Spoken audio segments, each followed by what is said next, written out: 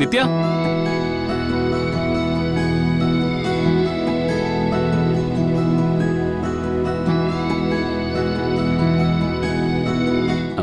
നാട്ടിൽ നിന്ന് കുറച്ച് ഫ്രണ്ട്സ് വിളിച്ചിരുന്നു. നമ്മുടെ ഗ്രന്ഥശാലയുടെ ആളുകളാ.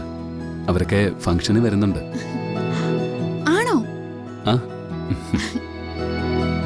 അപ്പോ മിക്കവാറും നാട്ടിൽ ഫ്ലെക്സ് ബോർഡൊക്കെ വെച്ചിട്ടുണ്ടാവുമല്ലോ. അതൊക്കെ അവന്മാര് പറഞ്ഞതാ, ഞാൻ സമ്മതിച്ചില്ല. അതെന്തു പറ്റി? ആ കാര്യത്തില് എനിക്ക് കുറച്ച് വിരോധമുണ്ടെന്ന് കൂട്ടിക്കോ. ഒരുപാട് ഫ്ലെക്സ് നമ്മൾ വഴിയോരത്ത് കാണുന്നതല്ലേ, ഒരർത്ഥവുമില്ലാത്തത്. ആ കൂട്ടത്തില് എന്റെ പേരിൽ കൂടെ വേണ്ടാന്ന് കരുതി. അവാർഡൊക്കെ കിട്ടിയപ്പോ കവിക്ക് കുറച്ച് അഹങ്കാരൊക്കെ ആയോ? താൻ തന്നെ ഇത് പറയണം.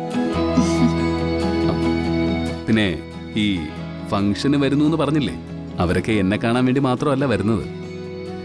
പിന്നെ അവർക്ക് തന്നെയും കാണണം. എന്നെയോ? എന്നെ കാണുന്നത് എന്തിനാ? എന്നെ കാണാനുള്ള അവസരം ഉണ്ടാക്കിയതിന്. ഈ അവാർഡ് തന്റേതല്ലേ, അപ്പൊ പിന്നെ തന്നെ കാണാതിരിക്കോ? പക്ഷേ ഞാൻ ഫംഗ്ഷന് വരുന്നില്ല. അല്ല, അതെന്താ?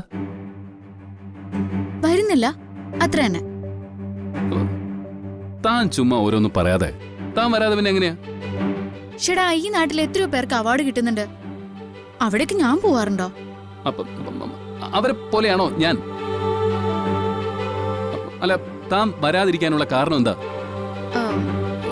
ഞാൻ ഒരു പിണക്കോ? എന്ത് പിണക്കം? കല്യാണിക്ക് അമ്മാവനൊക്കെ എന്തൊക്കെ വാങ്ങിക്കൊടുത്തു എന്ന് പറഞ്ഞു. ഫോണിൽ വിളിച്ച കൂട്ടുകാരോടൊക്കെ ചെലവ് ചെയ്യാന്നും പറഞ്ഞു. എന്നോട് എന്താ പറഞ്ഞത്? എനിക്ക് എന്താ വാങ്ങിച്ചു തന്നത്? അയ്യോ, ഞാൻ അങ്ങനൊരു കാര്യം ഓർത്തില്ലടോ. അതാ ഞാൻ പറഞ്ഞ മറവി.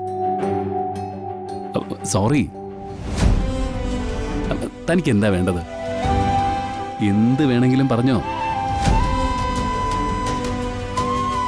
നിത്യ, പ്ലീസ്, താൻ എന്തെങ്കിലും ഒന്ന് ആഗ്രഹിക്കുന്നുണ്ടെങ്കിൽ അതിനോട് പറ. ഞാൻ പെട്ടെന്ന് എന്നെ സാധിച്ചു തരാം. ഇത്ര വെപ്രാളൊന്നും കാണിക്കണ്ട, ഞാൻ ചുമ്മാ പറഞ്ഞതാ. ഏയ്, അങ്ങനെയൊന്നും അല്ല. അങ്ങനെ തന്നെയാണ്. അപ്പൊ പിന്നെ വരത്തില്ല എന്ന് പറഞ്ഞതോ? എനിക്ക് ജീവനുണ്ടെങ്കിൽ ഞാൻ ആ ഫംഗ്ഷന് വന്നിരിക്കും.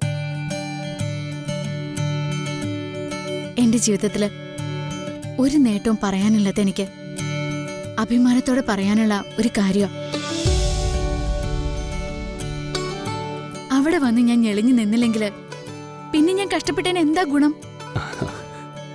അപ്പോ വരുമല്ലേ? വരും.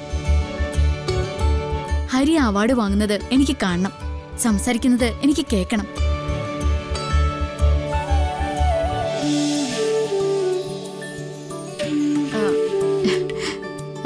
അകത്ത് ജോലിയുണ്ട്, ചെല്ലട്ടെ?